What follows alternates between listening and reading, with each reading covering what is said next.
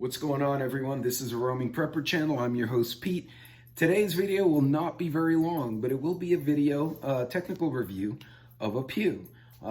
It's a little firearm that I got my hands on when I moved down here to Texas. I've owned or bought several of them.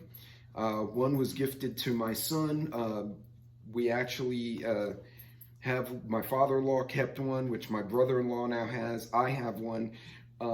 It's a handy-dandy firearm. It's pretty much legal in every jurisdiction except LA and New York City. That should tell you what type of weapon it is. I'll be right back and let's talk about this really straightforward little firearm.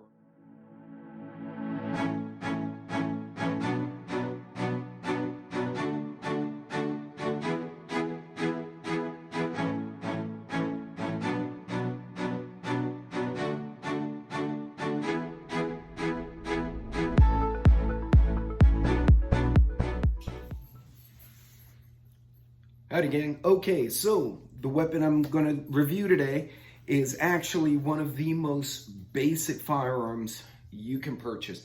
Now they do come in different sizes. The one I have in particular is actually a 410 shotgun shell. A 410 is roughly the same diameter as the old 45 long codes.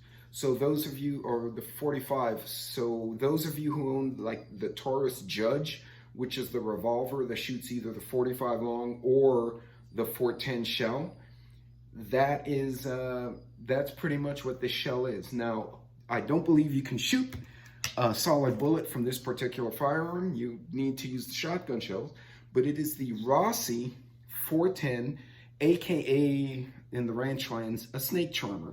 The reason they call it a snake charmer, it is perfect for shooting a snake and not having a lot of ricochet, a lot of pellets flying around. It's a small shotgun. One of my favorites as far as the break barrel versions. So I'll give you a quick review. So it is a 410 shotgun, single barrel. You have your bead front sight, standard little composite forend, your chamber. Here's your chamber release. This is your hammer.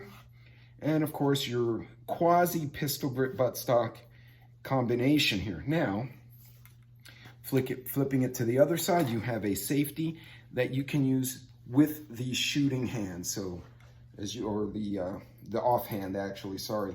So you cannot reach it with your thumb like you would a pistol.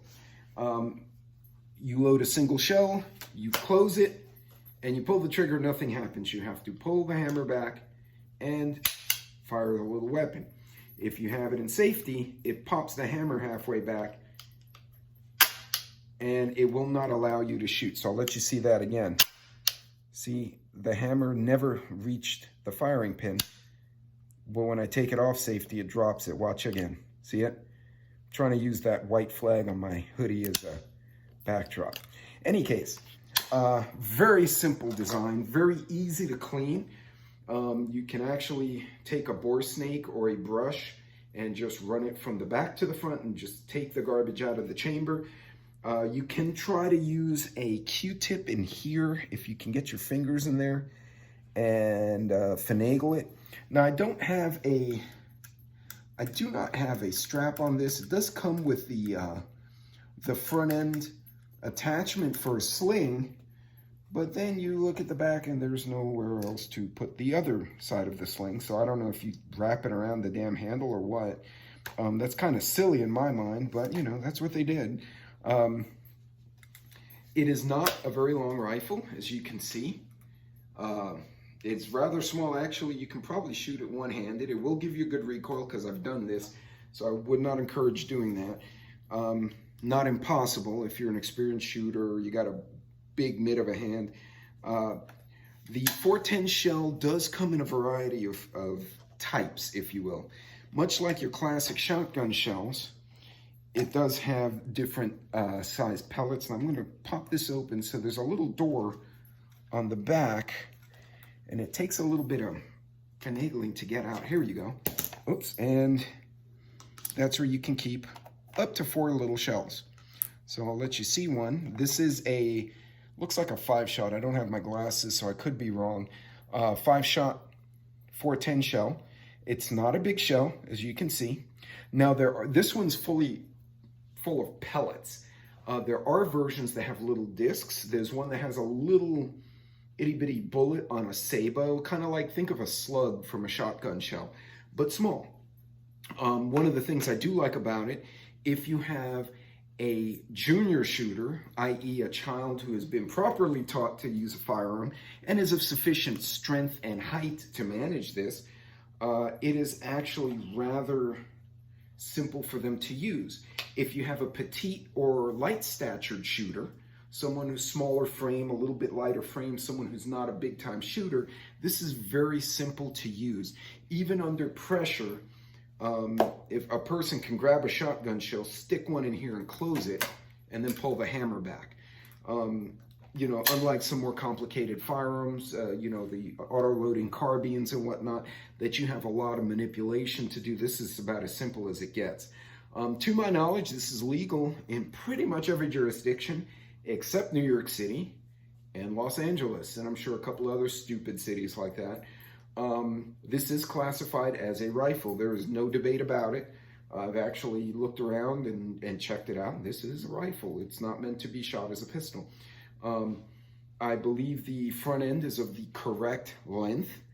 And yeah, that's about it, guys. This is a really simple firearm. You can typically find them. I found 2 of these. They wanted $175 a piece. I told the guy I'll take both of them. One I gave to my daughter, who now it's now with my daughter-in-law, because it's a simple firearm to maintain and it's legal almost everywhere. I wanted to buy them both with tax, title, and licenses right at $300, so about $140-ish each, plus taxes and, you know, all the other crap that goes with it. But in any case, really simple rifle, great to train on. If you're a first-time shooter and you're not into handguns or more advanced weapons, or it's not allowed and you just want to avoid the complications of having to figure out what the hell you should or shouldn't own. Again, I don't make the rules.